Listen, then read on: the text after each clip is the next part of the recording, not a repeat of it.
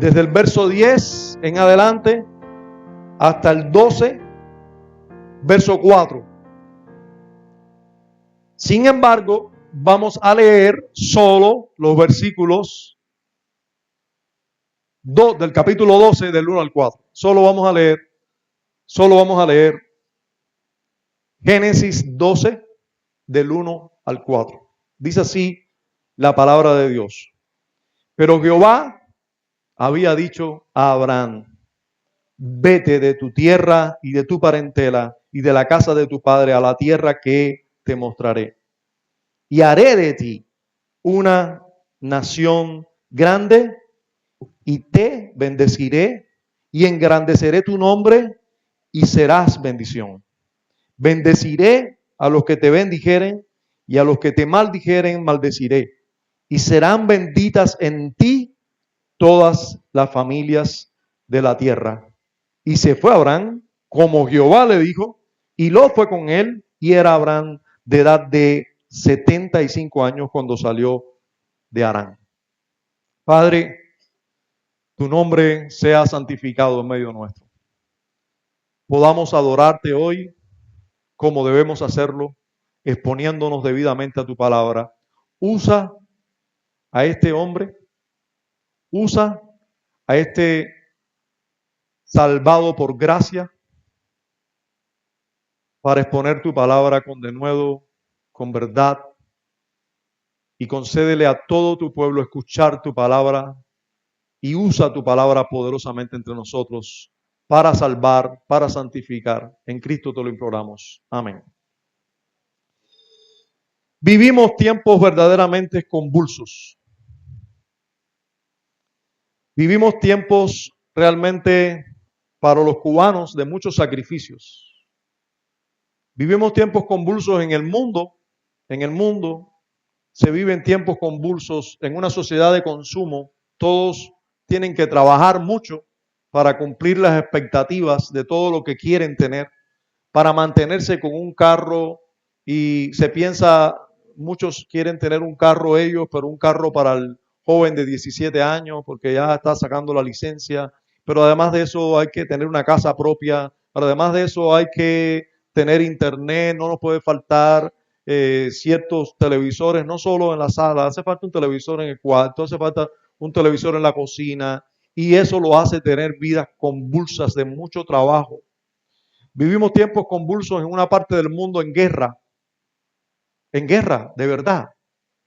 Vivimos tiempos convulsos, tanto en el mundo como en nuestra nación, que es un tipo de convulsión muy particular. Nosotros vivimos en una sociedad realmente consumida por el resultado de una ideología contraria a Dios, contraria a la verdad de la palabra de Dios. Niega la propiedad privada. Primero niega a Dios, luego niega la propiedad privada y dice que todo es de todo el mundo, pero es mentira, es de ellos nada más. Y no respeta la propiedad privada, coge lo que es tuyo, se hace dueño de lo que es de uno, no respetan lo mínimo, lo que Dios dijo desde el 8º mandamiento que dice no robarás. Ya Dios está diciendo que hay propiedad privada, hay cosas que no te pertenecen. Ellos han ignorado la verdad de Dios, han ignorado a Dios y su palabra, y por eso estamos como estamos, hermanos. ¿De quién son las termoeléctricas? ¿De quién? ¿De todos? De nadie. Por eso no funciona. Por eso no importa que se rompan, porque no es de nadie. Han ignorado la propiedad privada. Nosotros estamos cosechando simplemente una sociedad que ha ignorado a Dios y su palabra. Mandatarios que persisten en esto porque se han dado cuenta que eso los hace cada vez más poderosos a ellos, pero el resto del pueblo vive en miseria y a expensa de lo que ellos hagan, y ellos no pueden hacer más, porque les aseguro que no pueden hacer más. Ellos tienen que tener dinero para ellos y para su familia y acomodarlos como ellos puedan y hacer otra cosa con nosotros, pero no pueden hacer más. No es de ellos las plantas eléctricas, o sí es de ellos, pero no es de ellos. Entonces esto es un caos. En ese caos tiene que caer esta sociedad, tiene que pasar esto. Si no pasara esto, fuera mentira a Dios. Pero como Dios es veraz, una sociedad comunista cae en esto. Cae en esto. China hace muchos años se dio cuenta de eso y dijo, no podemos seguir por aquí porque todo el mundo está floreciendo. Si usted ha leído de historia, se ha dado cuenta que hubo un presidente chino que sacó a China del estado de miseria simplemente porque salió al mundo. Cuando llegó a Japón, que era una islita cerquitica de China, llegó a Japón y vio que cualquier obrero tenía un baño en su casa con lujo y un televisor a color, dijo, ¿qué es esto? Los chinos se están muriendo de hambre y siempre hemos sido un imperio en el mundo. ¿Cómo ahora estamos muriendo de hambre? No, esto es el comunismo. Tenemos que salir de ahí. Y dijo, economía capitalista. Y salió de ahí con economía capitalista. Aunque tenga un partido comunista, tiene economía capitalista. Hay chinos que tienen tanto capital y tantos millones como cualquier americano. Hoy en día, hermanos, nosotros no podemos vivir otra cosa que lo que estamos viviendo. Aquí Dios nos puso, aquí Dios nos salvó y aquí tenemos que seguir adelante porque independientemente de todo lo que vivamos, ya sea en una sociedad de mucho consumo, donde no tengamos tiempo ni para respirar, porque todo es trabajo, trabajo, trabajo y trabajo, porque el capitalismo no se crea que es la sociedad perfecta, no es una sociedad pecadora también, donde hay pecado también y eso, las consecuencias de ese pecado van a ser en otra índole, va a haber de todo, pero hay que trabajar mucho para tener de todo y no se puede tener de todo, hay que estar con lo que Dios, con sustento y abrigo, estar contento. Y eso en una sociedad capitalista es difícil. Porque te dicen, no puedes estar contento, tienes que tener más para estar contento. Y tú caes en esos pecados también. Entonces, el mayor mal del mundo no es el comunismo ni es el capitalismo, es el pecado. Ese es el mayor mal del mundo, es el pecado. Hermanos, el pasaje que tenemos delante trata con ese mal. Muchas cosas son importantes. Este pasaje de las Sagradas Escrituras que tenemos nosotros delante habla de muchas generaciones de hombres. Por cierto, ninguno tenía electricidad, ninguno tenía agua por tubería que llega a la casa. No se había diseñado nada de esto aún. En las grandes ciudades vivían los pecadores. Estos descendientes de Sem vivían en cabañas, tiendas de campaña, tenían que hacer sus propios pozos. Y en este tiempo, ni las grandes ciudades tenían muchos sistemas. Electricidad no había, usted lo sabe. Pero y sistema de agua, bueno, los primeros en la historia se cuenta que los primeros grandes acueductos y sucesos de este tipo, bueno, fueron un poquitico posteriores a este tiempo.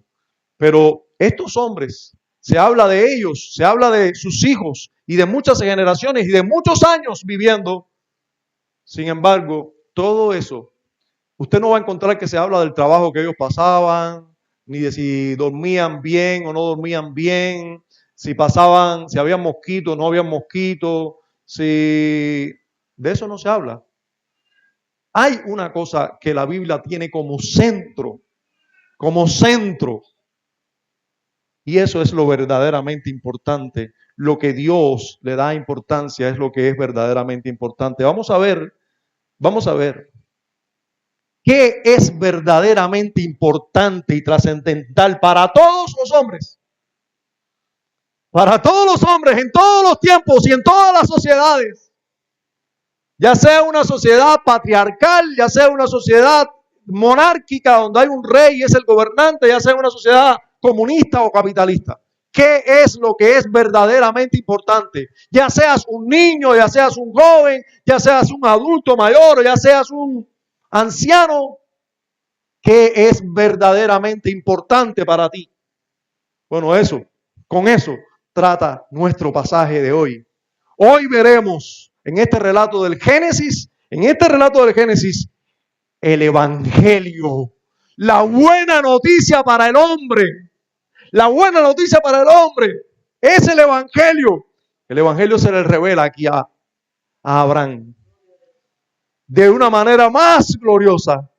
Ya se había revelado el evangelio en Génesis 3, allí en el huerto, a nuestros padres. Pero ahora se alumbra más el evangelio. Después de algunos años sin escuchar algo de la simiente, ahora aparece nuevamente la promesa. Vivifica la promesa. Ya decimos por dónde anda. Ya ahora somos alumbrados nuevamente con el evangelio. Eso es lo que verdaderamente importa. Y vamos a ir primero a ver el evangelio revelado en el llamado de Dios a Abraham.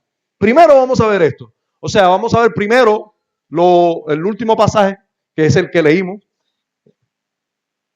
Vamos a exponernos hoy desde el capítulo 11, verso 10, hasta el capítulo 12, verso 4, ¿verdad? Pero vamos a comenzar por esos últimos versos, del 1 al 4 del capítulo 12, porque vamos a ver que realmente este pasaje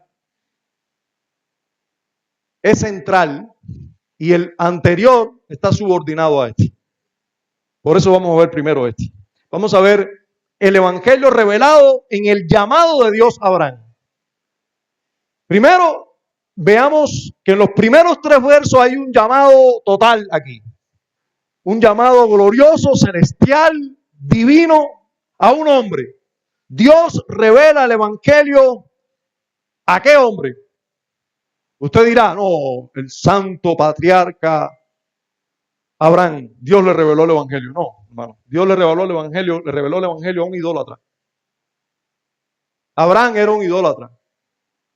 Y bendito sea Dios que le revela el evangelio a los idólatras, porque todos los que después de Abraham han recibido la revelación del evangelio éramos idólatras también. Ya sea idólatra de nosotros mismos, ya sea idólatra de ciertas cosas, de nuestra familia, ya sea idólatra del comandante, ya sea idólatra de lo que sea, pero éramos idólatras. El evangelio fue revelado ahora una vez más a un pecador. En Josué capítulo 24, si usted tiene duda, porque ya sé que algunos por ahí están diciendo, ¿cómo es eso? ¿Cómo es eso que Abraham, que el hombre de la fe era un idólatra? Josué 24, usted puede buscar ahí, versículos 2 al 3. Josué está haciendo un llamado a todo el pueblo de Israel después de la conquista de la tierra prometida. Está Josué diciendo, yo veo que ustedes quieren coger para acá o para allá y no saben a qué Dios van a servir. Y les comienza un discurso. Y el discurso, diciéndole, y después el final del discurso es, yo y mi casa serviremos a Jehová. Allá ustedes. Pero el comienzo del discurso fue así. Versículo 2. Y dijo Josué a todo el pueblo, así dice Jehová, Dios de Israel. Vuestros padres habitaron antiguamente al otro lado del río, esto es Taré. ¿Quién es Taré? El padre de Abraham. Padre de Abraham y de Nacor. Y servían a dioses extraños. Y servían a dioses extraños. Y yo tomé a vuestro padre Abraham del otro lado del río y lo traje. ¿Quién hizo eso? Dios. Yo tomé a Abraham y lo traje por toda la tierra de Canaán y aumenté su descendencia y le di Isaac. ¿Quién es el autor de la salvación? Nuestro Dios es el autor de nuestra salvación. Así lo hizo con Abraham, así lo ha hecho con cada uno de los que son salvos en toda la historia. Pero gocémonos en esto. El evangelio fue revelado a un pecador. A un pecador fue revelado el evangelio. Pero también lo que Dios revela en el evangelio en forma de promesa. Hermanos, veamos que Dios revela algo en el evangelio. El evangelio es una buena noticia. El evangelio es una buena noticia que precede, que viene después de una mala noticia.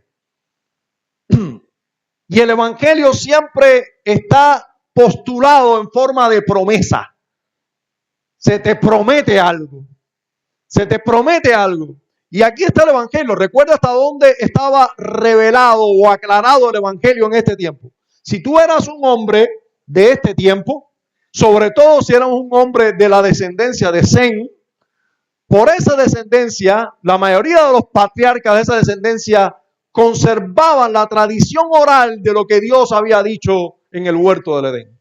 Y eso lo vemos, ¿por qué? Bueno, lo vemos, ya lo hemos visto, porque lo vimos en Abel, porque lo vimos en Noé, que ofreció sacrificios saliendo del arca, ¿verdad? Vemos que había una tradición. Y Noé a sus hijos, Sem, Cam y Jafet, bueno, hizo la adoración delante de ellos. Por supuesto que Sem, Cam y Jafet tenían el deber de hacer eso con sus hijos. Pero si algunos lo hicieron, fueron Sem y su descendencia. Lo vemos en la profecía de Noé sobre sus hijos. Sem era bendecido por Dios y los bendecidos por Dios adoran a Dios. Sin embargo, esa tradición oral, si hoy tenemos la Biblia delante, el auxilio del Espíritu, y muchas veces se nos olvida adorar a Dios y caemos hasta en idolatrías, imagínense cuando se tenía solo tradición oral. Mira dónde paró Taré con sus hijos.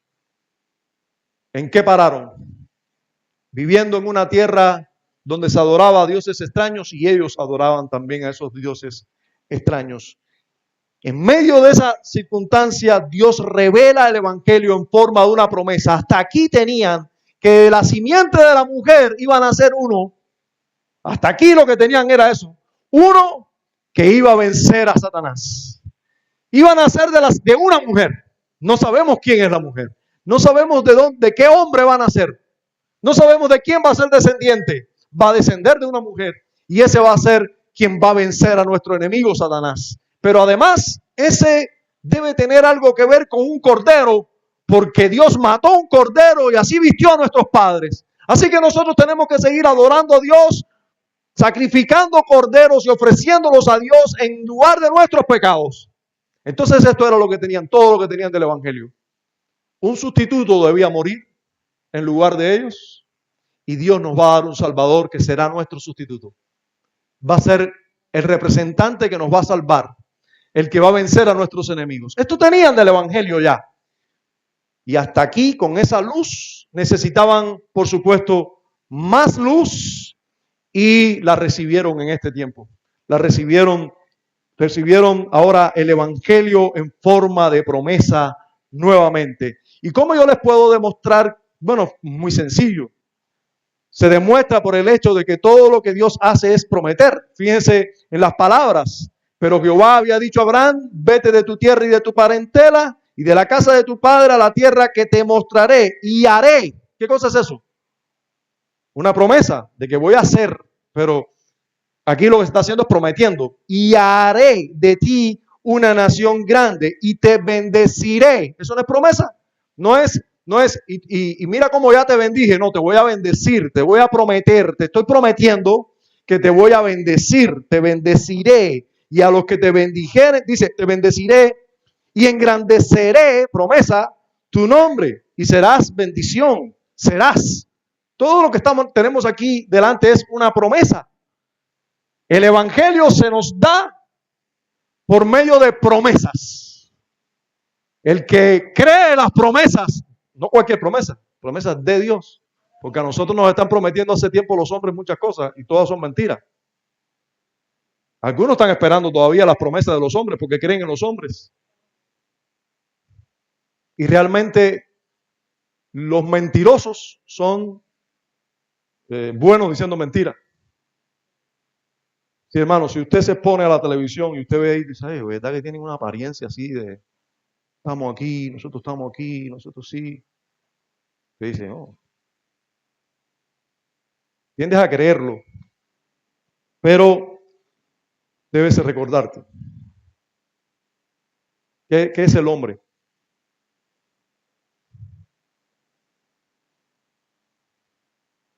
Pero Dios promete y Dios cumple. El que cree en las promesas de Dios, esas promesas, puede creer en el evangelio prometido. Ahora, yo les puedo demostrar también que el evangelio aquí ha sido predicado por medio de promesas, por la imposibilidad de bendecir a un pecador sin solucionar el problema del pecado. A ver, Dios le dice a Abraham, te bendeciré, haré de ti una nación grande y serás bendición. Y uno dice, espérate. ¿Cómo Dios va a bendecir a Abraham si es un pecador? ¿Cómo va a ser de él una gran nación y va a bendecir a todos los que le bendijeren y maldecir a todos los que maldijeren si Abraham es un pecador?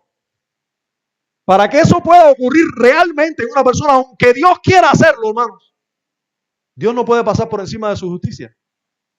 Dios no puede pasar por encima de su justicia. El problema grave del pecado tiene que solucionarse.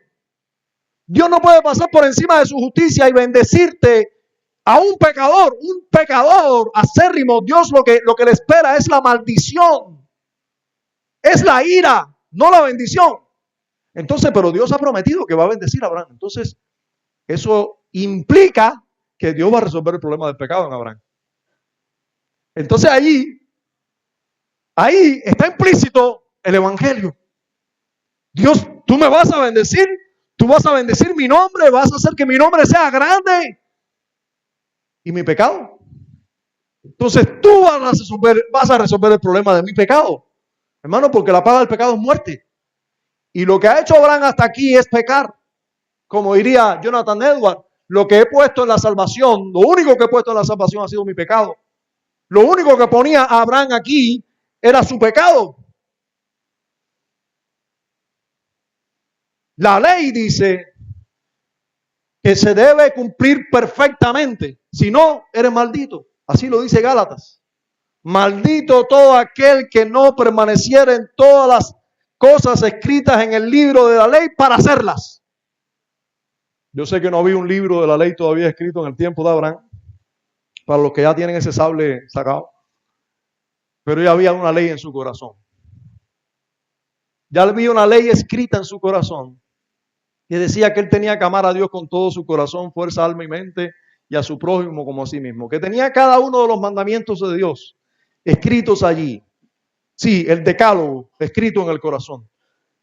Ya estaba. Y Abraham no cumplía perfectamente todos los mandatos de la ley. Por lo tanto, es maldito. ¿Cómo Dios le va a decir? Te bendeciré. ¿Cómo? De la única manera que Dios puede decir te bendeciré es porque hay alguien, hay un sustituto, hay un mediador, hay uno que es simiente de la mujer y que parece que va a hacer algún sacrificio por nosotros porque alguien debe morir en nuestro lugar, que además de eso va a pagar por mí para que yo sea bendecido por Dios. Entonces está incluido en esta promesa de bendición, está incluido una buena noticia, hermanos, porque solo la sangre de Jesucristo solo la sangre de Jesucristo satisface verdaderamente la ira de Dios por el pecado. Y todos los que son bendecidos en el Antiguo, en el Nuevo Testamento, en la antigüedad y en la modernidad, todos los que son comprados por Cristo son comprados, todos los que son comprados para Dios son comprados por Cristo, por medio de Cristo. Redimidos es la palabra que se usa en la Biblia para que usted entienda. A nosotros nos compraron por precio. Y el precio de nuestra compra, nada más y nada menos que es la sangre o la muerte o la vida de Cristo. Eso es lo único que nos redime o que nos puede comprar. Lo único que nos puede comprar para Dios es la vida o la sangre de Cristo. Lo único que Dios acepta como pago en lugar del hombre es la vida de un mediador perfecto. Ya santo perfectamente. No es cualquier cordero. El cordero es un tipo. Era un tipo de Cristo. Cuando un hombre en el Antiguo Testamento, una mujer en el Antiguo Testamento, en que no vemos mujeres hacer altares, pero en el altar familiar estaban presentes las mujeres. Aunque vemos hombres haciendo altares de un animal, ese animal era un tipo de el verdadero cordero. Por eso Juan nos aclara el Espíritu Santo por medio de Juan, he aquí el Cordero de Dios que quita el pecado del mundo, señalando a Cristo. Solo Cristo quita el pecado del mundo. Si usted duda de lo que le acabo de decir, yo te voy a decir 3 textos que prueban esto. Uno es Efesios 1:7, dice, en quien tenemos redención por su sangre. Fíjense, redención, me compraron por su sangre, el perdón de pecados. Ahora tenemos perdón de pecados. ¿Cómo tenemos perdón de pecados? Por su sangre. Nos compraron por precio la sangre y tenemos ahora sí perdón de pecados porque ya Él pagó por mis pecados según las riquezas de su gracia. Ahora, ¿eso se cumple solo para nosotros o para nosotros y todos los santos en todos los tiempos? Hermanos, para nosotros y para los santos en todos los tiempos.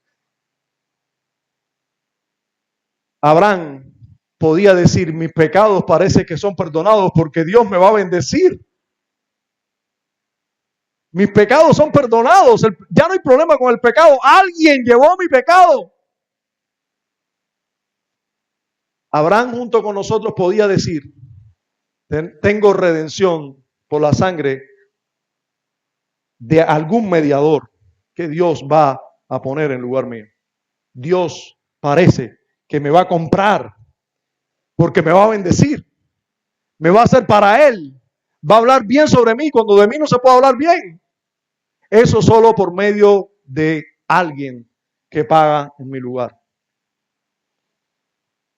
En Colosenses encontramos la misma declaración del apóstol Pablo. Dice, con gozo dando gracias al Padre que nos hizo actos. Hermano, Abraham no podía recibir la bendición de Dios si Dios no lo hacía apto para esa bendición.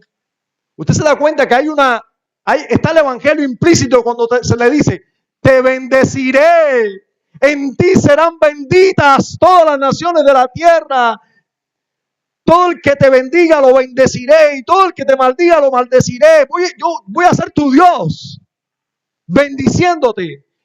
Para que eso fuera una verdad de Dios, Dios tenía que hacer algo con Abraham. Dios tenía que limpiar a Abraham. Y entonces Abraham, mire qué está viendo Abraham. Yo sé que hay una simiente que va a vencer a mi enemigo. Yo sé que va a salir de una mujer quien vence a mi enemigo.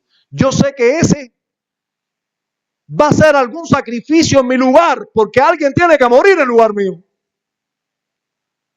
Pero además ese va a provocar que yo pueda ser bendecido por Dios. Ese va a provocar que yo sea bendecido y que todos y que de mí salga mucha bendición para otros.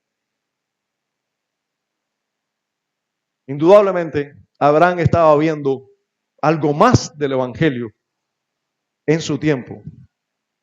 Para él ser aptos, nos hizo actos, dice Colosenses, para participar de la herencia de los santos en luz. Para él poder tener esa bendición, algo tenía que pasar. Dios tenía que hacerlo acto. Sigue diciendo Colosenses, estoy leyendo Colosenses 1, 12 al 14. En el 13 dice, el cual nos ha librado de la potestad de las tinieblas y trasladado al reino de su amado Hijo. Para que Dios pueda decirte, tú eres bendición, te bendeciré. Dios tiene que trasladarte de un reino a otro. Porque en el reino de las tinieblas, hermano, ahí no hay bendición. Ahí es maldición. Pero si Dios está diciendo, te bendeciré, ahí está ocurriendo algo. Dios tiene que hacer algo con mi vida para bendecirme. Nosotros hoy podemos ver claramente, nos ha trasladado, entre otras cosas, de las tinieblas a su luz, al reino de su amado Hijo. Dice, en quien tenemos redención, ¿por qué? Por su sangre, el perdón de pecados. Hermanos, siempre la redención es posible, la compra de Dios es posible, no en aquellos tiempos de una manera, en estos tiempos de otra, no. La compra del pueblo de Dios. Dios para hacer a alguien bendecido, acepto, de su familia, tiene que santificarlo. Santificarlo justificarlo por medio de la obra de otro, en este caso, Cristo, en su lugar, y así aceptarlo en su familia, así hacerlo acepto, así bendecirlo y todo lo demás. Pero en pecado, no. Dios lo saca de allí. Dios lo purifica en Cristo. Las obras de Cristo las pone a su favor, las obras de Él las puso en Cristo y Cristo las llevó todas en la cruz. Para Dios decirle a Abraham, te bendeciré, Abraham tiene que haber dicho, ¿cuántas cosas está haciendo? Va a ser esa simiente de la mujer a favor mío. Él es el único que puede redimirme, comprarme de mis pecados y perdonarme mis pecados. En Hebreos encontramos algo parecido, no lo voy a leer, pero si usted quiere pueda buscar Hebreos 9, 11 y 12 también. Por cuestión de tiempo voy a ahorrarme ese texto. Ahora, también se demuestra que el Evangelio está siendo predicado aquí por medio de promesa por las acciones de Abraham después de estas palabras. Hermanos, a Abraham se le da esta promesa. Se hace este llamado y se le promete esto. ¿Y qué hace Abraham? Bueno, inmediatamente, casi que inmediatamente, después que sale de allí agradecido, hace algo. ¿Qué ustedes imaginan qué cosa es? Ofrece sacrificio. Adora como debe ser adorado Dios por medio de sangre. Abraham sabía que se le estaba prometiendo algo glorioso. Se le estaba alumbrando más el evangelio, la buena noticia de que alguien iba a morir en su lugar, de que esa simiente de la mujer iba a hacer mucho por el hombre, que iba a haber bendición en ello, que Dios iba a bendecir a todos los que estaban en esta, vamos a decir, en esta posición de gracia y de favor de Dios, porque él se veía rodeado de muchos hombres. Sin embargo, Dios se le había aparecido a él y le había revelado. Y él estaba buscando toda la luz que podía tener en esas palabras de Dios.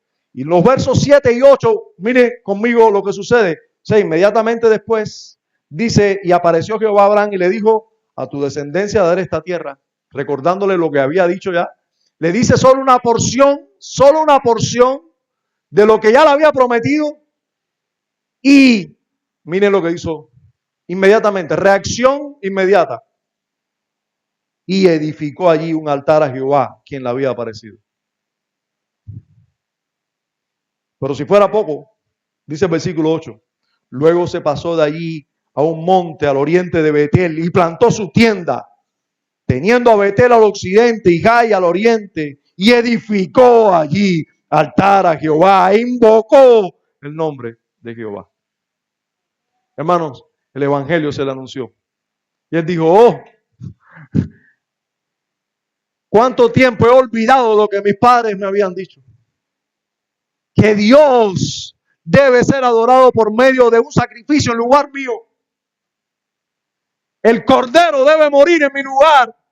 Dios recibe a este cordero en lugar mío. Solo así tú puedes bendecirme. Si tú solucionas mi pecado por medio de que alguien lo lleve en mi lugar y así perdones mis pecados.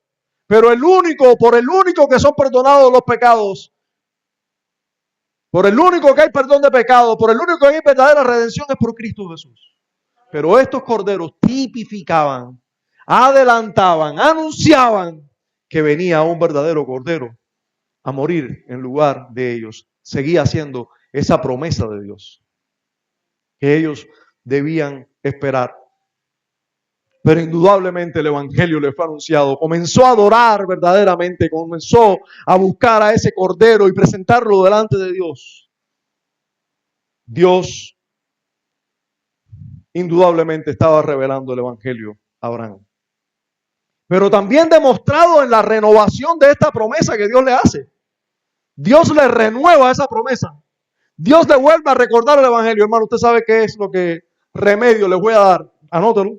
Remedio para su alma, para los apagones. O remedio para los alumbrones será ahora, ¿no? Si es que tenemos algún alumbrón algún día. Remedio para cuando no tenga agua. Remedio para cuando usted vea la taza sucia y no tenga ni que echarle, ni agua para echarle. Remedio. Recordarse el evangelio. Recuérdese el evangelio. Recuérdese que lo peor no es que la taza esté sucia, es que tu corazón está sucio. Lo peor no es que usted esté sin electricidad, sudando y con mosquitos dándole vuelta. Eso no es lo peor. Lo peor es su corazón sucio delante de Dios. Y ha sido resuelto por Dios en Cristo Jesús. Hermanos, todo lo que vivamos aquí, todo lo que vive aquí un verdadero creyente, todo lo que vive aquí un verdadero creyente, por malo que sea, ese es el único infierno que va a vivir. El resto de la humanidad, y le aseguro que son muchos más, van a vivir por la eternidad en un verdadero infierno. No se crea que el comunismo, por muy terrible que sea y por mucho que lleve una sociedad a la destrucción, va a llegar a ser un 1% del infierno. Nosotros podremos usarlo metafóricamente, esto es un infierno, pero créame,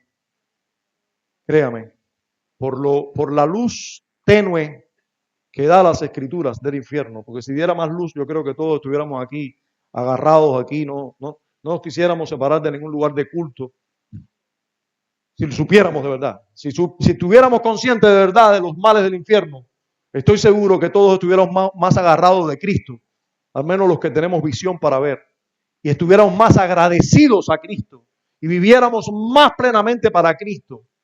Pero con la luz, con la luz que se nos da, porque también quizás Dios sabe por qué nos ha dado solo esa luz y no más luz. Dios es sabio.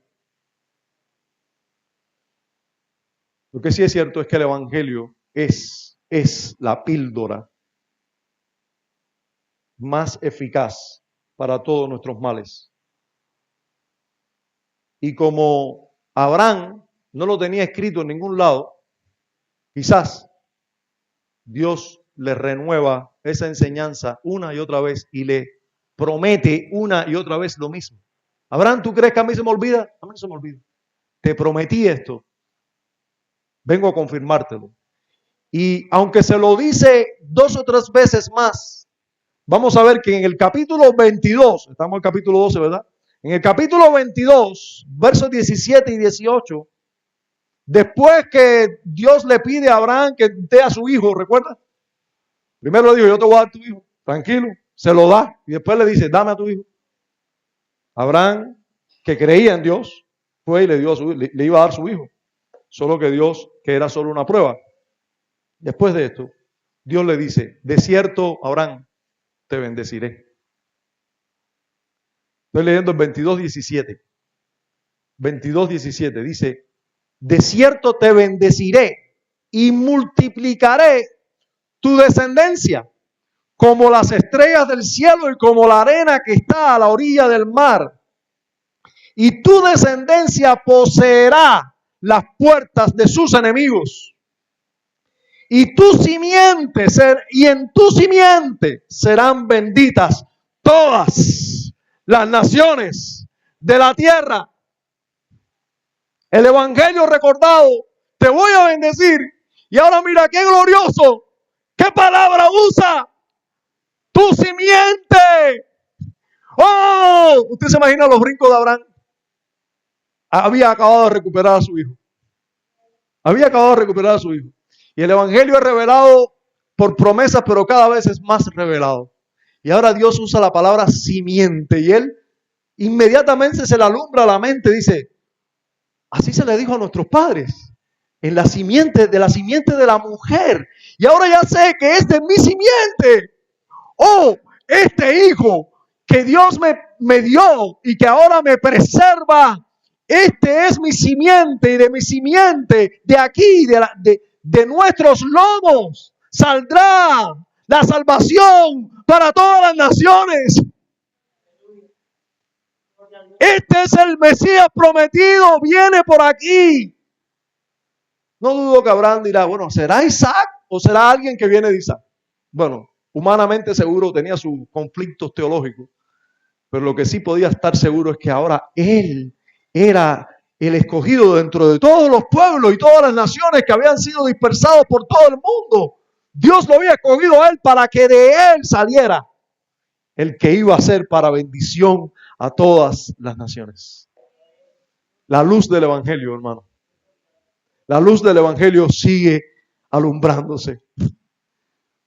Qué bueno que el comunismo puede quitarnos muchas cosas, pero el Evangelio no lo puede quitar. Qué bueno que Dios habrá dejado que aquí haya imperado un régimen tan destructivo para la sociedad, pero no nos ha dejado sin el Evangelio. Hermanos, hay sociedades que están llenas de un capitalismo próspero, abundancia de bienes y no tienen Evangelio. Horrible. Horrible. A veces usted ve turistas aquí de Francia, tienen, o de qué sé yo, mencioné un país, pero usted los ve, tienen de todo, carecen de lo más importante.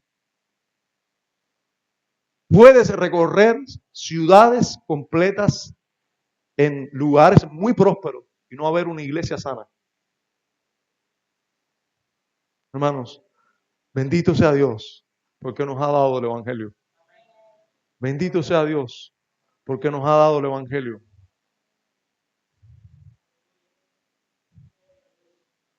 Abraham, ¿en qué sociedad estaba? Patriarcal, no había rey, aún habían reyes en algunos lugares, ¿sí? Habían gobiernos establecidos en algunos lugares para bien, pero él mismo era un nómada.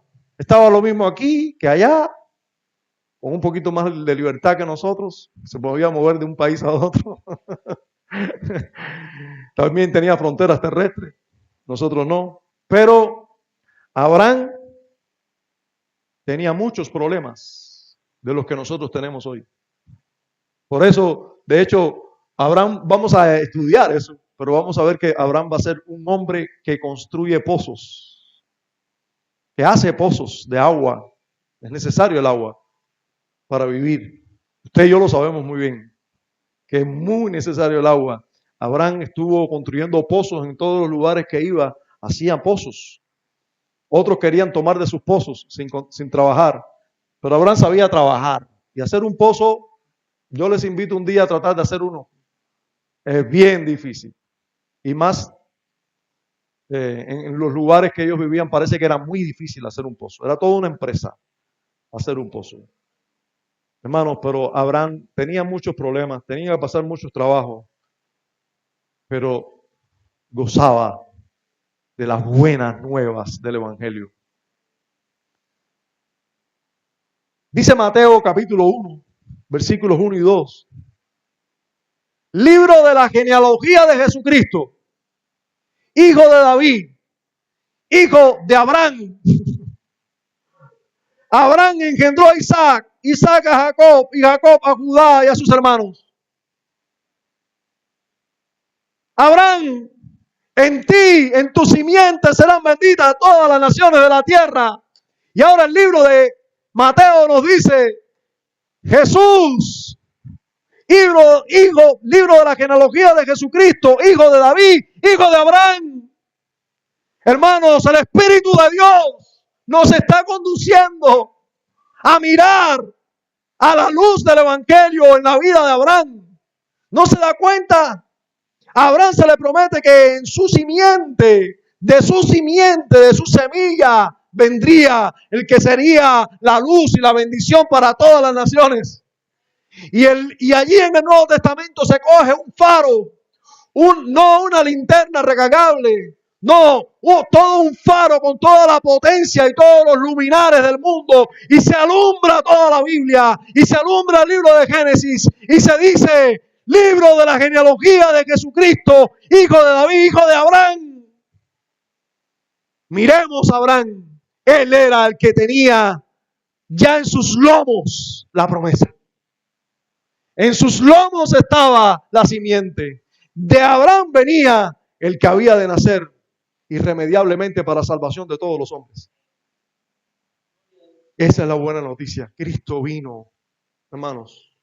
No hay que esperar a que sea 24 o 25 de diciembre para recordar que el suceso más glorioso de la historia, los hombres no lo vieron, pero los ángeles lo celebraron. Cristo nació entre nosotros. Dios se hizo hombre para salvarnos. Hermano, cuando usted mira sus propios pecados, no puede ver otra cosa que solo Dios te puede librar de ellos. Si yo confío en que mis pecados fueron llevados y realmente pagados, es porque sé que fue Dios quien pagó por ellos. La buena noticia del Evangelio se le dijo a Abraham, se le anunció a Abraham, y se da mucha luz en el resto de la Escritura para que nos demos cuenta que esa luz la recibió Abraham. En Gálatas capítulo 3, verso 16 encontramos esta declaración. Ahora bien, a Abraham fueron hechas las promesas y a su simiente. ¿Recuerdan? En tu simiente serán benditas todas las naciones de la tierra. A Abraham fue hecha la promesa y a su simiente. Se le estaba prometiendo a la simiente de Abraham. ¿Quién es la simiente de Abraham? Dice Gálatas. No dice y a las simientes como si hablase de muchos, sino como de uno. Y a tu simiente, la cual es Cristo.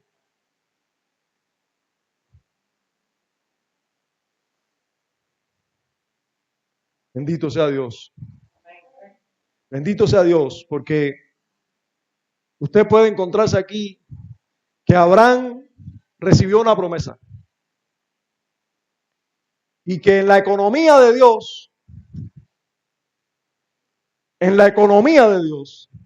fíjense, el término que estoy usando que es un poco teológico y oscuro para muchos, pero en la economía de Dios donde hay un Padre, un Hijo y el Espíritu, aunque estos tres son uno, un solo Dios, y aunque estos tres son cada uno, porque son tres personas, Dios completamente, sin embargo, quien hace las promesas de salvación, quien hace el llamado y trae a las personas para aplicar la obra del Hijo es el Padre.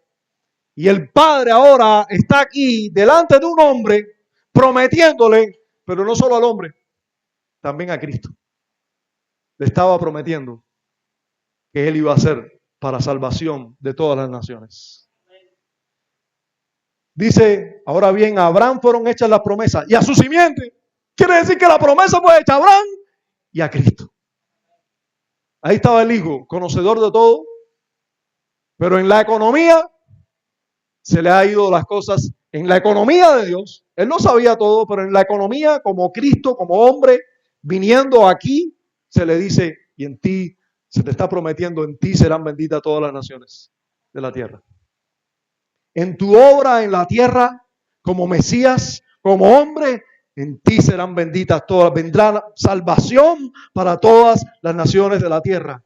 Por eso entendemos un poco el idioma del profeta Isaías cuando dice, y vio él el sufrimiento, que por el sufrimiento suyo muchos recibirán vida, dice, y se gozó de eso. Hermano, Dios en el Nuevo Testamento alumbra con un faro intenso la luz que debemos ver en esta promesa hecha a Abraham.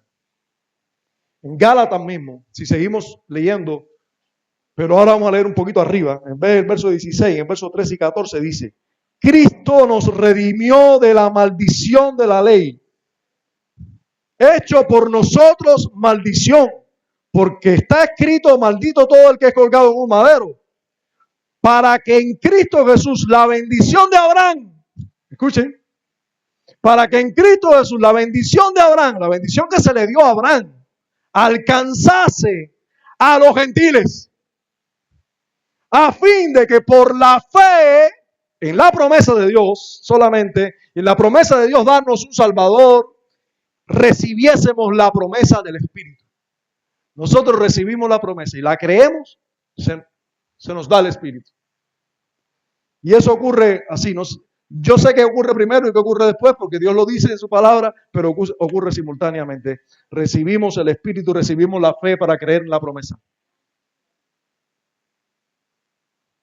Pero se da cuenta que en la promesa de bendición de Abraham, allí nosotros estamos recibiendo, o debemos recibir también, la confianza de que todos los gentiles van a ser benditos en esa simiente también.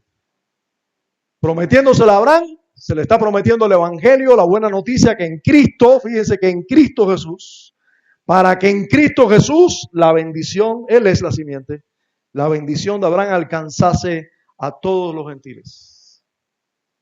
En tu simiente serán benditas todas las naciones de la tierra. Todos nosotros, los gentiles, debemos mirar a esa promesa y gozarnos en ella. Ahora, sí vamos a pasar a ese pasaje largo del capítulo 11, desde el versículo 10, que es la genealogía.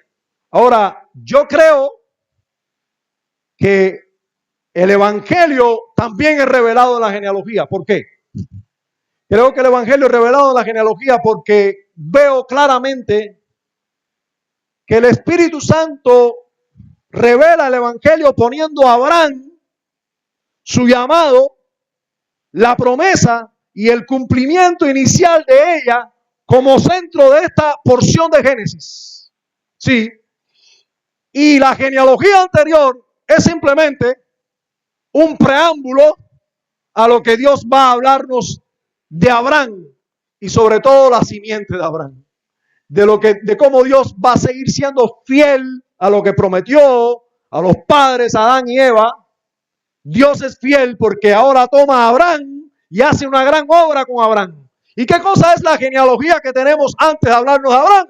Simplemente un preámbulo de lo que nos va a hablar de Abraham. Y una muestra de ello, hermano, claramente es si usted coge Génesis, capítulo 12, ¿de quién habla? De Abraham. Fíjense, vaya conmigo por favor, Génesis 12. 1, el llamado de Abraham. 10, Abraham, ¿dónde?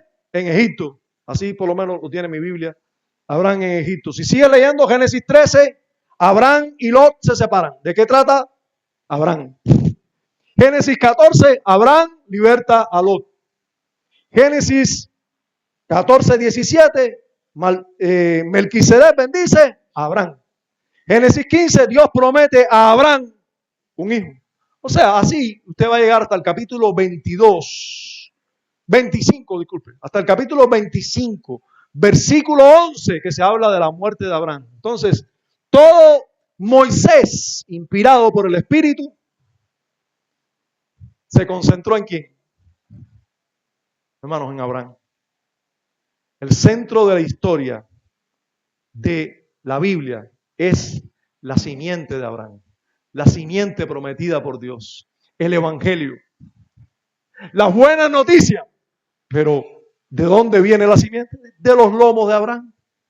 Hay una promesa que Dios le hace a Abraham, de que él va a salir, y de eso vamos a hablar más detalladamente después. Solo les anuncio de que de él va a salir una nación, y de esa nación va a salir el Mesías, que va a ser realmente la bendición a todas las naciones. Ahora, yo creo que el Evangelio es revelado en la genealogía propiamente. O sea, ya vemos que el Evangelio es revelado porque la persona de Abraham es el centro en toda esta porción de Génesis y el Evangelio a Abraham es el centro del centro. Pero la genealogía como preámbulo es un preámbulo solamente de este centro, pero ella propiamente nos habla del Evangelio. ¿Por qué? Bueno, porque es que una de las cosas que hace es que solo se menciona la persona de interés para seguir la línea hasta Abraham. Está hablando de genealogía, pero no coge todos los. René tuvo 3 hijos, Gileimi, Alejandro y Daniela. Los hijos de Gileimi son fulano, ciclano, esperancero. Los hijos de Daniela, Grace. Y los hijos de Alejandro está por ver. No, se concentran en uno. Los otros existieron, sí. Son gente importante, dignos, sí. Pero estos son por los que Dios estuvo siendo fiel a su promesa de darnos un Salvador. Si va a salir de mujer, debe descender de un hombre. ¿Sí o no? Si va a salir de mujer, debe descender de un hombre. ¿De qué hombre será? Cuando nació el primer hombre después de esa promesa, ¿quién fue? Caín. Después de la promesa, el primer hombre que nació fue Caín. ¿Y qué dijo Eva? ¡Oh, bendito sea Dios! Aquí tenemos la salvación. No, no era Caín. Es de la simiente de la mujer, Eva, pero no dijimos que era de tu simiente, de la mujer. Bueno, es que Eva era la única mujer en ese momento, pero lo que no sabía Eva es que era un poquito más para allá. Los tiempos de Dios no son nuestros tiempos, hermano. Ya te diste cuenta de eso, ¿no? Si no, tranquilo, te vas a dar cuenta un día. Dios tiene sus tiempos. Dios tiene sus tiempos. Y no corresponde muchas veces con nuestros tiempos. No corresponde muchas veces con nuestros tiempos. Entonces, vemos que Dios hace esto en medio de la genealogía. El Espíritu de Dios, indudablemente, miren, vaya conmigo, por favor, al versículo 10. Versículo 10 de Génesis 11, porque lo tengo para allá, para acá. Ya supongo que usted no debe saber ni dónde estamos. Génesis 11, 10. Dice, estas son las generaciones de Sem. Sem, de edad de 100 años, engendró a Arsafat 2 años después del diluvio. Y vivió Sem, después que engendró a Arphaxad, 500 años. ¿Y engendró cuántos? Hijos e hijas. ¿Y eso, el Señor, no me va a hablar de esos? No. Arphaxad. Arphaxad vivió 35 años y engendró a Sala. Y vivió Arphaxad después que engendró a Sala 403 años. Y engendró hijos e hijas.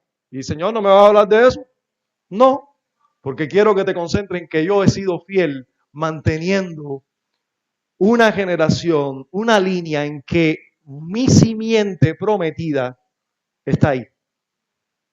Los otros hijos e hijas sí son personas, pero yo soy fiel a mi promesa y por aquí va a venir el Salvador. Hermanos, eso nos damos cuenta claramente cuando comparamos eso, como por ejemplo con otra genealogía. Si nosotros vamos a Primero de Crónicas, capítulo 1, versículos 24 y 27, se hace una genealogía así, rapidísimo. Se dice, Sem, Arphaxad, Sela, Eber, Peleg, Reu, Serug, Nacor, Taré y Abraham, el cual es Abraham. ¿Ya? Lo resumió todavía más. Todavía en Génesis se nos habla un poco más detallado cuántos años vivió, que tuvo hijos e hijas, cuándo fue que nació fulano y cuánto tiempo duró después que nació fulano. Pero lo que nos interesa es que hay una genealogía. Luego usted va al Nuevo Testamento y encuentra esos mismos nombrecitos en la genealogía de Jesús. Primero hasta Abraham. Eso lo hace en Mateo hasta Abraham. Y en Lucas lo hace hasta Adán. La genealogía de Jesús hasta Adán se tiene registrado porque Dios fue fiel a su promesa. Entonces, aparte de las cuestiones menos importantes sobre los años vividos por los patriarcas, porque lo vas a encontrar ahí, y por cierto, un poco interesante, cómo estos años disminuyeron considerablemente. Si usted ve cuánto duró, como por ejemplo Eber, que duró 500 y pico años después que tuvo a no sé quién, vas a ver que los hijos después vivieron 400 y pico. Y luego te encuentras otra generación que ya viene que son 200 y pico. Y ya después, los últimos, después son 100 y pico, no te encuentras más. Y esta era la generación bendecida de Dios. Que muchas veces encontramos esa multiplicidad de años por la bendición de Dios. Así ocurrió con el padre de Enoc, Matusalén, ¿verdad? Que vivió 969 y por eso encontramos que, bueno, en el caso de Enoc nadie le puede ganar, porque simplemente no murió, se fue traspuesto. Ahora, terminemos diciendo que el Espíritu Santo nos llama la atención a Taré, a Taré. Al final de esta historia, usted ve lo mismo. En los versos del 10 hasta el 26, usted encuentra una misma retórica. Fulano tuvo Ciclano, ese Ciclano nada más, nació cuando tenía tanto, y fulano vivió no sé cuántos años. Y se concentra en Ciclano y la misma historia. Y la misma historia hasta llegar a Taré. Cuando llega a Taré, ¿qué hace el Espíritu de Dios? Dice, espérense, ahora no vamos a ir tan rápido, porque ahora estoy hablando del padre de Abraham. Y miren el acto que hace. El Espíritu de Dios llega al verso 26 y nos dice, hey lector, aguanta un poco. Moisés, inspirado, iba con su pluma inspirada para que todo el pueblo de Israel leyera. Todos sus padres, todos sus descendientes, ellos eran descendientes de todos estos. Y luego cuando llega a Taré dice, pero espérense un momento. Ustedes tienen que conocer bien a nuestro padre Abraham. Todos los detalles sobre nuestro padre Abraham si son necesarios. Dios me ha hecho detenerme en esta persona. Porque el evangelio ha sido alumbrado, ha sido revelado, se nos ha concedido más luz con este hombre. Y se detienen. El verso 26 dice, Taré vivió 70 años y engendró ¿a quién? Abraham. Se suponía que era Abraham nada más, porque la retórica era Abraham y tuvo hijos e hijas y vivió tanto. Ahora no es así. Ahora dice Abraham, a Nacor y a Harán. Pero por si fuera poco, sí dice el verso 27, estas son las generaciones de Taré. Taré engendró a Abraham, a Nacor y a Harán engendró a Lot. Pero espérate, aquí va a hablar de todo el mundo. Y murió Harán antes que su padre Taré en la tierra de su nacimiento, en Ur de los Caldeos. ¿Cuántos detalles? Verso 29, y tomaron a Abraham y Nacor para sí mujeres. ¿Cuántos detalles? El nombre de la mujer de Abraham era Sarai y el nombre de la mujer de Nacor, Milca, hija de Harán, padre de Milca y de Isca. Pero ¿cuántos detalles? El Espíritu de Dios ahora nos está deteniendo en una familia específica. Nos está diciendo, aquí hay más luz. Aquí hay más revelación de la fidelidad de Dios, de la promesa de Dios. Dice el verso 31. No, el verso 30 aclara una cosa que ya te está preparando la escena para seguir indagando. Mas Sarai era estéril y no tenía hijo. Y tomó tarea a Abraham, su hijo. Y a Lot, hijo de Harán, hijo de su hijo. Y a Sarai, su nuera, mujer de Abraham, su hijo. ¿Cuántas especificidades? Y salió con ellos de Ur de los Caldeos para ir a la tierra de Canaán. ¿Cómo es eso? Y vinieron hasta Harán y se quedaron allí en Harán. Y fueron los días de Taré 205 años y murió Taré en Harán. Pero Jehová había dicho a Abraham, vete de tu tierra y de tu parentela y de la casa de tu padre a la tierra que te mostraré y haré de ti una nación grande. Hermanos, qué importante esto para los judíos que estaban saliendo de Egipto en este mismo momento. Qué importante estas, porque Dios le había prometido a Abraham que le iba a dar una nación grande. Estaban los judíos perseguidos por una nación grande, por Egipto, pero oyendo la promesa de Dios. Sí, el evangelio siempre tiene repercusiones temporales también, hermano. El evangelio es una buena noticia para el pecado y es una buena noticia de que Dios va a estar con nosotros también, hermano. Dios va a estar con nosotros todos los días. Todos los días. Sí, Él nos da vida y paz.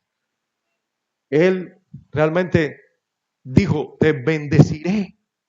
Si Dios nos bendice, hermano, ¿quién nos va a maldecir? ¿Quién condenará? Si Él es el que nos ha justificado, ¿quién nos podrá condenar? Hermano, amado y amigo, una vez más, hemos visto y podemos entender las palabras de Jesús en Juan 5:39. Escudriñad Y en los versos que siguen también. Escudriñad las escrituras, porque a vosotros os parece que en ellas tenéis la vida eterna. Y ellas son las que dan testimonio de mí. Sí, hermano. Toda la escritura habla de Cristo. La escritura que tenían los hombres a los cuales Jesús se estaba refiriendo aquí, la única escritura que tenían era la de Moisés y la de los profetas del Antiguo Testamento. Eso es lo que tenían. Y Jesús les dice, escudriñen las escrituras, porque en ellas ustedes dicen que tienen la vida eterna y eso es verdad, pero ellas son las que dan testimonio de mí. De mí. Hermanos, nosotros tenemos aquí la historia de Abraham, pero no, es la historia de lo prometido a Abraham, el Mesías.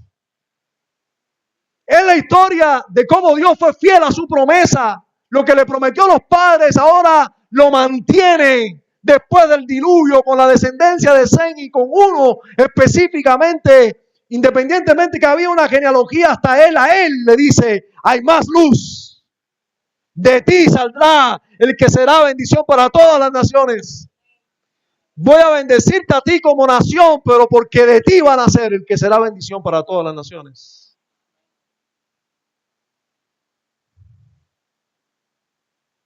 No olvidemos aquella regla de interpretación de las escrituras. Usted sabe que uno de los problemas mayores que hay en el cristianismo hoy es la hermenéutica. Usted toma un mismo pasaje de la Biblia, te dice, ¿tú ves eso? Yo no veo eso ahí. ¿Por qué no lo ves? A mí me invitaron en una ocasión a un curso de homilética, de predicación con ciertos métodos, y me parecía interesante el método como método, pero cuando yo vi que los maestros que estaban enseñando ese método de homilética, de cómo predicar e interpretar, hermenéutica y homilética, de cómo interpretar y predicar las escrituras, que yo vi que los maestros dijeron en el aula, bueno, aquí tenemos un pasaje interesante, Judá y Tamar.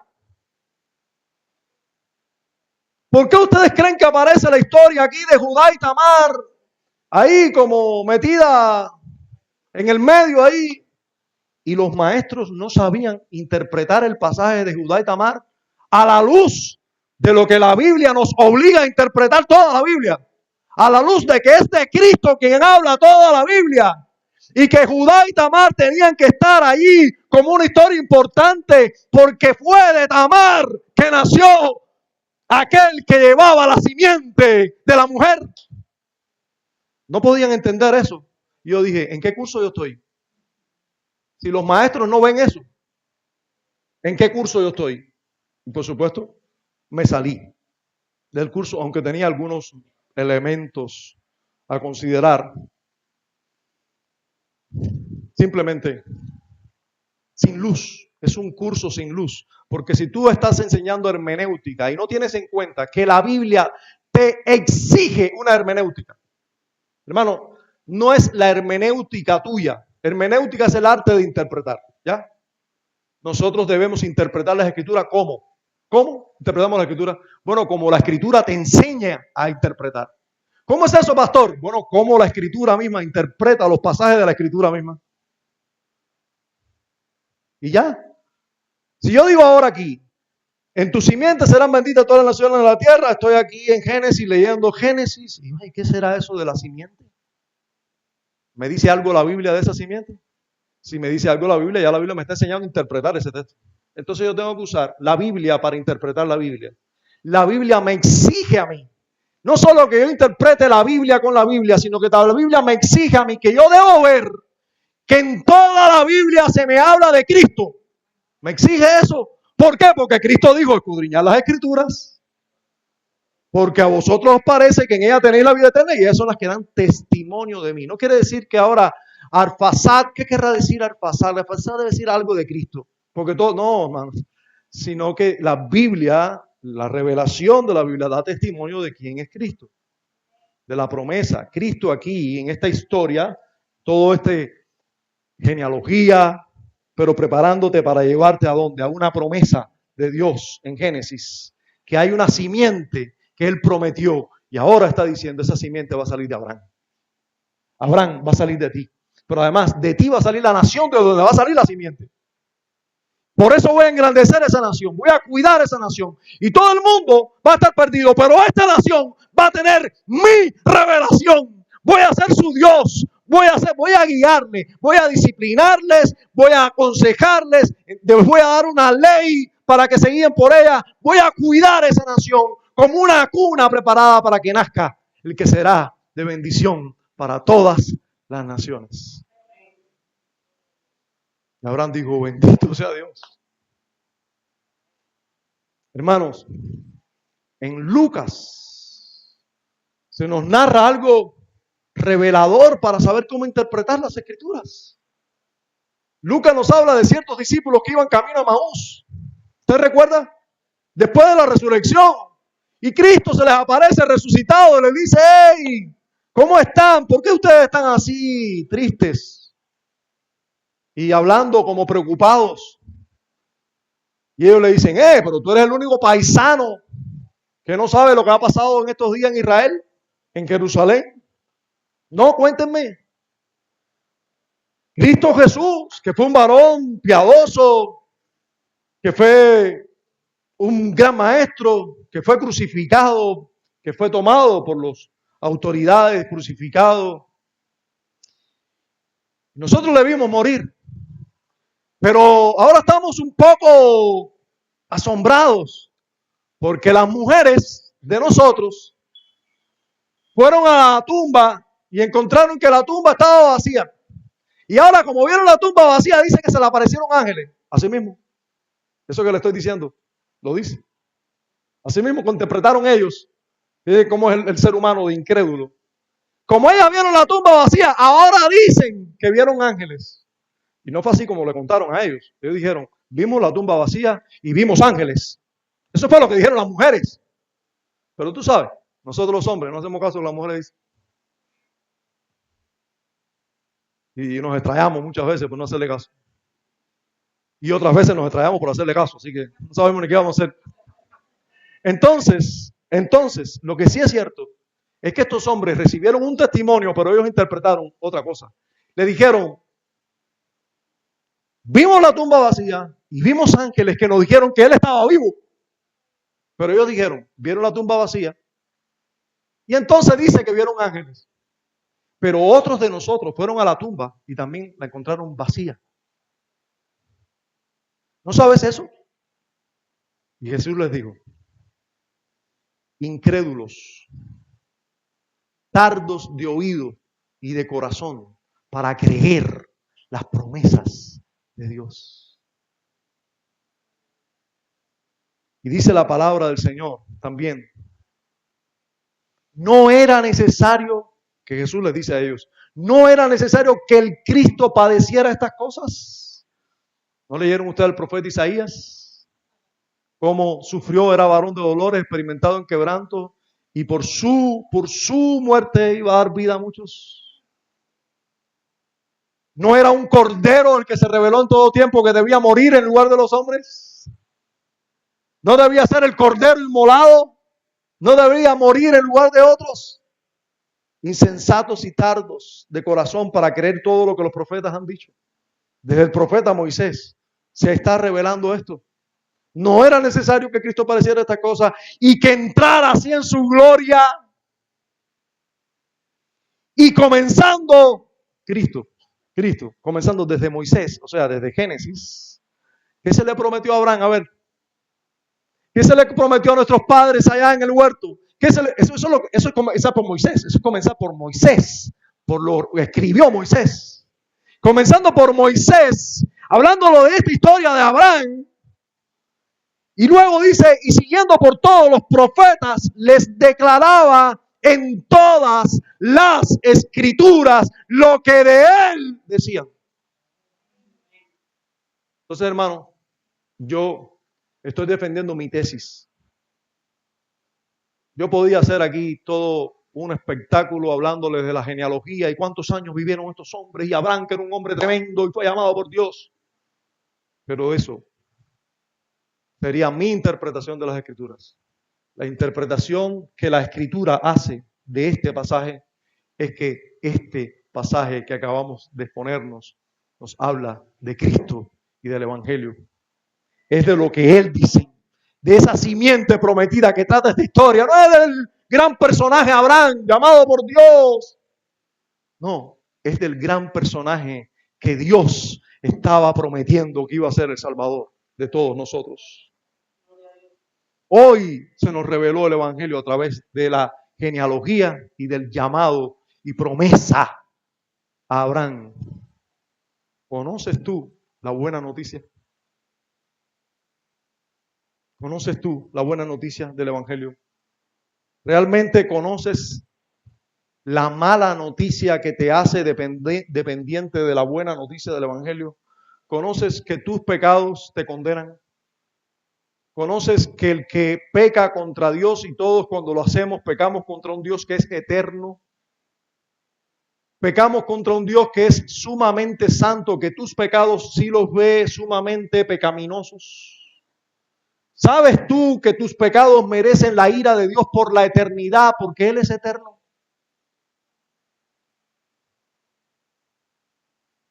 La buena noticia es que Dios mismo le ha dado solución a nuestra maldad. Nos ha dado un Salvador.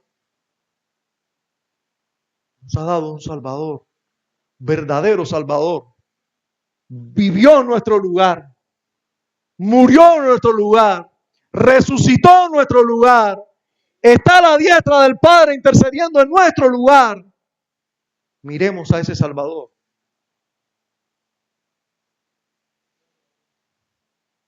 Yo le quiero recordar que no hay salvación en ti. No puedes hacer nada para ser salvo. Jesús dijo, yo soy el camino, yo soy el camino.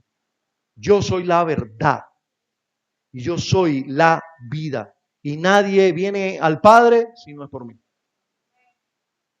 Padre, gracias damos por tu palabra, por revelarte a nosotros, por mostrarnos una vez más la luz del Evangelio, por mostrarnos una vez más que tú eres el verdadero Salvador, que tú eres el que ha sido fiel prometiendo y cumpliendo, que tú nos has prometido un Salvador, pero has sido fiel y nos has dado un Salvador.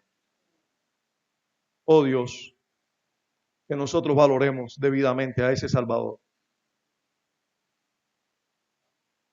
Y digamos que tengamos presente las palabras que tuvo presente ya un salvado por gracia cuando dijo, el amor de Cristo me constriñe, pensando esto, que si uno murió por todos, luego todos morimos.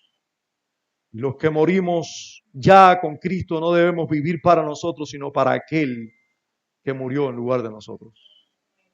Concédenos, Señor, vivir para Él, morir nosotros día a día. Gracias, gracias por una salvación tan grande. A ti sea la gloria en Cristo Jesús. Amén.